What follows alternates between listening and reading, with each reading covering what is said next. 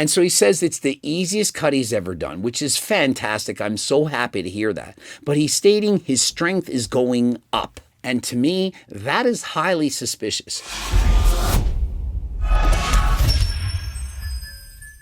Coach Greg, and in today's video, it's about Will Tennyson, and I'm going to tell it like it is. Watch this video. It says, how I transformed my physique in 30 days. But I'm here to tell you that he didn't. Sorry, telling you what you need to hear, not what you want to hear. You want to hear that Will Tennyson in 30 days lost 12 pounds of fat. That he went from being chubby to being shredded. But based on the evidence, based on what I saw, I think the guy lost some muscle. Yeah, he lost a little bit of body fat, but not much. And is he currently shredded? Could he in fact step on a bodybuilding stage? I don't think so. And so let me give you a little bit of the behind the scenes information. Will contacted me, was hoping to do a bodybuilding competition. I was excited. Yes, we could do it. And so I wrote him a diet plan. And so the diet plan did in fact have 4 meals plus 1 snack option. But rather than that, he went about doing 3 meals and 1 snack option. No problem. There are many ways to diet. You can have 3 meals a day in snacks, 4 meals a day in snacks, 5 meals a day in snacks, and frankly, some people only eat 1 meal a day. It's not ideal, but do what works best for you. And so Will begins his transformation after bulking up to 201 pounds. And if you look at Will in his bulked up condition, the guy is still lean. He's still clearly sub 15% body fat. And I do believe he went and got a DEXA scan and they stated a little bit over 12% body fat. He clearly has a 6-pack, and in particular, look at the detail in his back. The guy has a ton of muscle. It does not look like the typical guy bulked. When most people are bulking up, they're going to 20+% body fat. I am 100% against doing that. Anything above 20%, in my opinion, has no additional value. But Will, he was very lean, and so for him to go on a bulk, it did in fact make sense. Nothing wrong with eating more, going in a surplus, and perhaps going to 15% body fat. 15% perfectly healthy. This is me at 201 pounds at the peak of my bulk. Fast forward 30 days later, I'm down 12 pounds and feeling amazing. But let us compare the physiques on the left to the physiques on the right. Do you notice a 12-pound decrease in body fat? If Will at 200 pounds lost 12 pounds of body fat, it would be approximately a 6% drop in body fat. Will began at just over 12% body fat, and in his after photo, does he look slightly above 6% or does he look closer to 10 to 12% body fat? And in particular, notice the legs. Do the legs look like they've gotten significantly leaner? And so Will, having great genetics, he carries most of his body fat in his lower half. If you look at his back in particular, it's shredded. I do believe Will has less body fat on his back than even I do, and I'm carrying closer to 9% body fat. But in the legs, he's carrying a significant amount of fat. And so Will, who originally contacted me to try and prepare for a bodybuilding competition, despite the fact that he's lost 12 pounds in 30 days, I don't believe that he's transformed his physique. If he were to in fact step on stage in this condition, he would be considered soft. I'm not saying he's not lean. I'm not saying he doesn't look good, but by bodybuilding standards, this would be considered to be in someone's off-season shape. And so when Will asks, what do you think I'll need to weigh to compete? I'm saying in the low 170s. And so despite the fact that he was lean at 200 pounds, he still had to get closer to 170 to look shredded. And so you can see, currently at 189, he still has a significant amount of body fat to lose if he's going to get shredded to step on stage. This is definitely the easiest cut I've ever done. Strength's going up, rarely hungry, so today I'm gonna show you everything that I'm doing. And so he says it's the easiest cut he's ever done, which is fantastic. I'm so happy to hear that. But he's stating his strength is going up. And to me, that is highly suspicious. When you're bulking up in a surplus of calories and training harder than last time, that is when your strength should be at its highest. And so to suddenly cut 12 pounds in a month, which is in fact a lot, remember, I suggest losing 0.5 to 1% of your body fat per week. And I know when you first go on a cut, the first week, you have a lot of water weight, glycogen going down. But if you lose 12 pounds, your strength shouldn't be going up. After all, people say, Coach Greg, you can't main gain. Main gain doesn't work. You need a surplus of calories. Well, Will is literally saying he's getting stronger while in a deficit. He was eating 2,500 calories a day, a little over 200 grams of protein. Nothing wrong with that. But that's in comparison to eating closer to 3,500 calories. Here's what I would have suggested. Don't bulk and don't cut. Why not just main gain? Why not be somewhere in the middle? Perhaps he could have kept his weight at 190, perhaps 195 pounds. If he's gaining strength while on a cut, he clearly could have gained strength while maintaining. Think of it. Rather than eating 3,500 calories on a bulk and then cutting on 2,500 calories where you have less energy, why not always eat 3,000 calories? The first thing that I do every morning is I wake up, obviously, then I do some fasted cardio for a few minutes, then I get out of bed, put my shoes on, and make my way over to Tim Hortons by foot to get my steps in, which is around 6,000 steps. Will knows this. He's done a video on Andrew Huberman's morning routine, and he knows that you should not consume caffeine within approximately 90 minutes of waking up. My suggestion to Will would be to walk to Tim Hortons, but to get a decaf. Save the caffeine for your pre-workout. The dopamine release upon drinking that caffeine is going to make the exercise feel that much better and make you even more likely to enjoy your workout. So typical protein pancakes are like HBO documentaries. They're good for you, but they're plain and boring. These are gonna be like a Netflix doc because you're still gonna learn a few things, but with a salacious twist. And so for breakfast, rather than protein pancakes, he could have had, and I'm going to the glasses. Remember, I have Cookbook 3.0. He could have chosen anabolic apple pie breakfast bake, anabolic French toast, egg white avocado rice cakes, egg white bites, apple or banana protein pancakes. And so I quite literally have 64 different options that you could be consuming for breakfast to help you feel full, satisfied, enjoy your morning routine, and get you started on your day. My suggestion is I'm not a fan of fasting, but if that's something you like, then by all means, feel free to fast. But remember, your body has up to 5 opportunities for muscle protein synthesis to occur. Will is consuming 4. Nothing wrong with that. And frankly, you're probably going to get 98% of the same benefits from eating 4 meals a day as you are from eating 5. Not much difference. Now, if you're a professional bodybuilder, of course you're going to do that. You're not going to just eat 3 meals a day and a snack. But if you're the average person and you're only eating 3 or 4 meals a day, there's nothing wrong with that. I know a lot of people, when they weigh in consistently the same weight on a cut, multiple days in a row, the first thing you want to do is just drastically cut your calories or increase your cardio, make some huge changes, but I promise you guys, just stick with what you're doing. And so Will's stating if you're weighing the same for a few days in a row, don't panic, don't suddenly dramatically increase your cardio or cut out food from your diet. And what I suggest is to go by your median weight. What that means is you weigh yourself as many times in a week as you can, and you cross off the high days and the low days, and you take that middle number, better than the average, because perhaps some days you're very bloated, or some days you had diarrhea and you're dehydrated. Take that median weight and continue to track that week to week. And if after 3 weeks you're not losing any weight, then at that point you absolutely need to decrease your calories or increase the amount of cardio that you're doing. I don't care if you're eating 8,000 calories or 800 calories. If you're not losing weight and it's been like that for 3 weeks, you need to do something about it. We're gonna be adding some Walden Farms, which is like an anabolic condom, so you get all the fun without the fear of extra calories planting their seed. Why not live a little and try some Miss Buttersworth? I know it's got 10 calories instead of 0, but I think the 10 calories are highly worth it. And when you're on a cut, a little bit deeper into the cut, you get more days where you don't really want to be here. Motivation's kind of hard to come by, but you have 2 options: get it done or regret it later. And so Will's got his willpower sweater on with the donut in the center, and he's using his willpower because he's on a cut.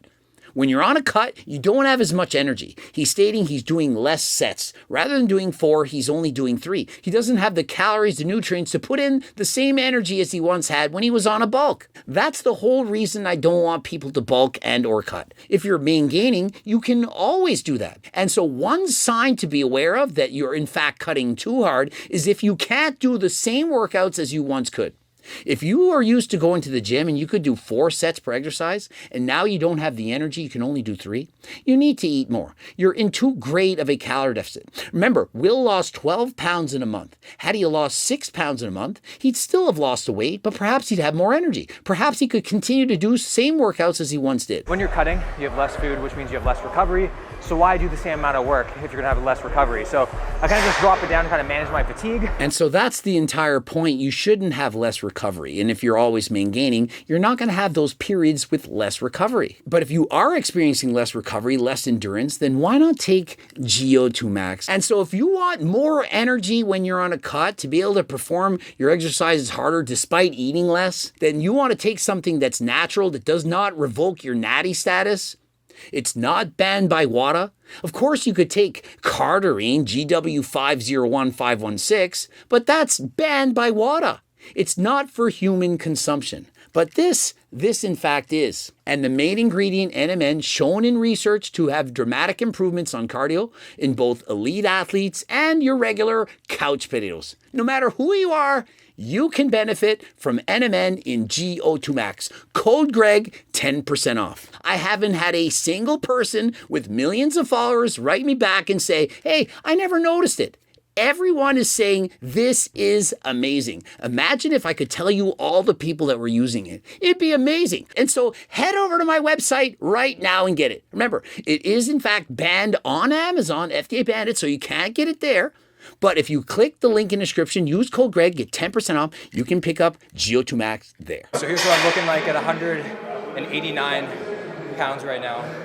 Definitely getting a lot leaner. And there's his physique at 189 pounds. Remember, the leanest he ever was when he first started doing YouTube. He was 176 pounds. And Will Tennyson gets accused of being a fake natty all the time. But look at him right now, 189 pounds, not nearly as lean as when he was in the 170s. And this has been years. And so if he was actually using performance-enhancing drugs, steroids, SARMs, and so on, do not expect he would put on a ton of muscle. And so for me, Will is 100% natural and has, in fact, elite level genetics. If Will were on steroids, 100% believe the guy would look ridiculous. He would have so much more muscle, it would be unreal. Overall, pretty happy. I think the leanest I was like when I first started YouTube, I was like 175 pounds. So still a long way to go, but for the first 4.5, 5 weeks. And notice he says, I'm really happy. That is the most important thing. Will does not need to compare himself to other people. Imagine if Will compared himself to other natural athletes like the Liver King, The Rock, Mike O'Hearn. He'd probably feel inferior. But rather than comparing him to other people, he compares himself to himself. He looks back to a month ago and says he was 201. Now he's 189. And so he says,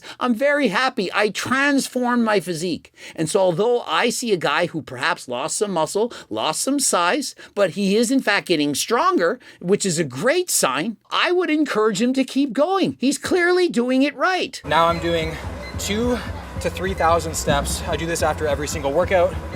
So my step goal currently on my cut is 13,000 to 15,000 steps per day. And so Will's plan, he's starting at 13,000 steps. And if his weight plateaus, he's going to move it up to 15,000. If it plateaus yet again, he's then going to have to reduce his calories. But my personal opinion, he's losing weight even faster than he needs to. And so having to increase cardio or decrease his calories, that's several weeks and or months away from now. So we're going to be making some chicken, turkey, bacon burgers. I haven't made a name for them. So chicken, bacon, burgers. And so Will's next meal is 2 burgers made with some kidney beans.